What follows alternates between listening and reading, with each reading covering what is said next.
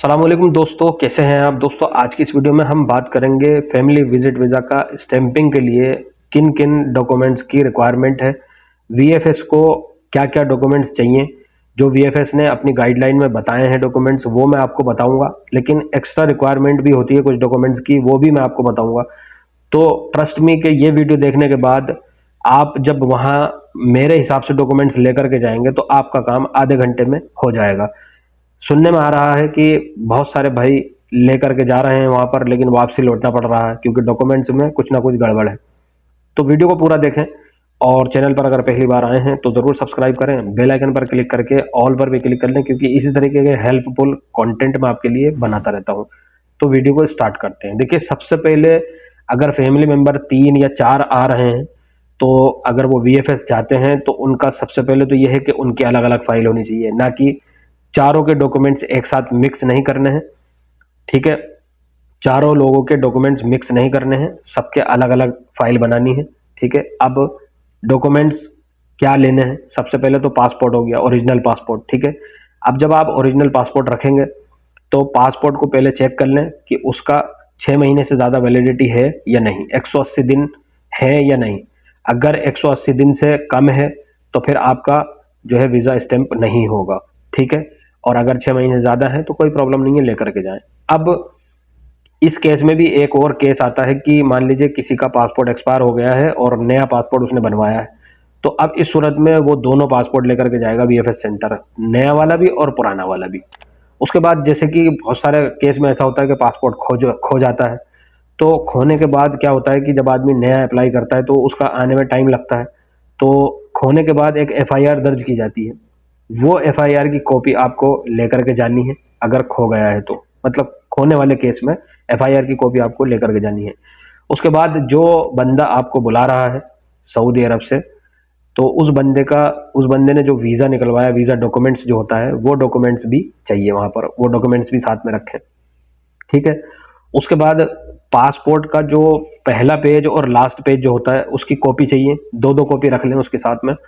और जिस बंदे ने आपको बुलाना है, जो बंदा आपको सऊदी अरब बुला रहा है, उसका भी पासपोर्ट का फर्स्ट पेज और लास्ट पेज आपको कॉपी करवा कर रखना है, और उसके इकामे का भी कॉपी करवा करके रखना है। ठीक है, अब बात कर लेते हैं रिलेशन प्रूफ की। देखिए, कोई बंदा अगर अपनी वाइफ को बुला रहा है तो फिर उसमें यह है कि अगर पासपोर्ट बना हुआ है वाइफ ऑफ करके उसमें लिखा हुआ है पासपोर्ट के अंदर, तो कोई मसला नहीं है, वो रिलेशन प्रूफ नहीं मांगेंगे।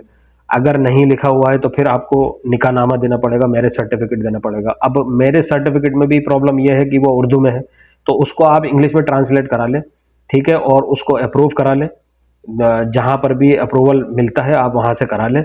दिल्ली में या कहीं आपके जो डिस्ट्रिक्ट वगैरह में अगर कोई जो रजिस्टर्ड हैं उनसे आप करा लें तो बेटर रहेगा। उसके बाद पासपोर्ट साइज 2 फोटो चाहिए वाइट बैकग्राउंड के साथ में। ठीक है, उसके बाद देखिए ऐसा होता है कि जो वीज़ा एप्लीकेशन फॉर्म होता है तो वो वहीं मिल जाएगा, कोई मसला नहीं है। अगर आपने पहले ही फिल किया हुआ है तो कोई मसला नहीं है, लेकिन वहां पर भी अगर आप जाएंगे लेकर के तो वहां पर भी वो आपको मिल जाएगा वीज़ा एप्लीकेशन के लिए, कोई मसला नहीं है, कोई परेशानी वाली बात नहीं है।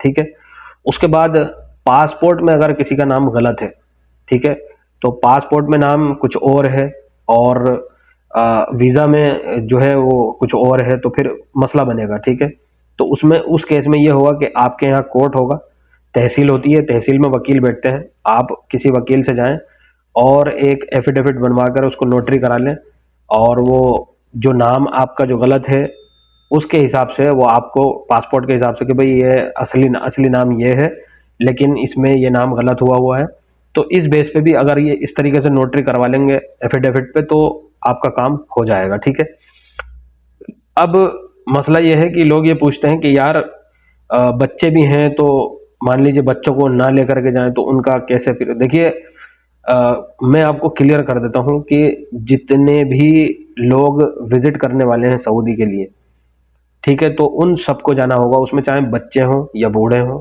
या जवान हों, सबको वहाँ वीएफएस सेंटर विजिट करना पड़ेगा, क्योंकि वहां पर बायोमेट्रिक होता है, बायोमेट्रिक लाजिम करवाना पड़ेगा, बच्चे भी जाएंगे। ठीक है, हाँ, लेकिन जब स्टैंपिंग होने के बाद आप किसी एक पर्टिकुलर बंदे को भेज करके पासपोर्ट कलेक्ट कर सकते हैं। ठीक है, अब बात कर लेते हैं चार्ज की। ठीक है। लेकिन इससे पहले मैं आपको एक चीज़ और बता देता हूँ कि बहुत सारी लेडीज जो होती हैं वो हाथों पर मेहंदी लगा लेती हैं, तो बायोमेट्रिक में ध्यान रखें कि शायद बायोमेट्रिक में कोई प्रॉब्लम आती है। एक केस में वापसी कर दिया गया, उनका बायोमेट्रिक नहीं हो पा रहा था शायद मेहंदी के वजह से, जो हाथ पे मेहंदी वगैरह लगा लेती हैं, तो इस वजह से उनका बायोमेट्रिक नहीं हो पा रहा था, इसलिए उनको वापसी कर दिया गया। तो मेहंदी भी ना लगाएं, जब आपका जाने का टाइम हो वीएफएस सेंटर तो उस टाइम पर मेहंदी ना लगाएं, या उससे पहले भी ना लगाएं। देखिए, आपको जब मालूम है कि इस डेट में हमें जाना है तो उस डेट से पहले आप मेहंदी ना लगाएं, ठीक है।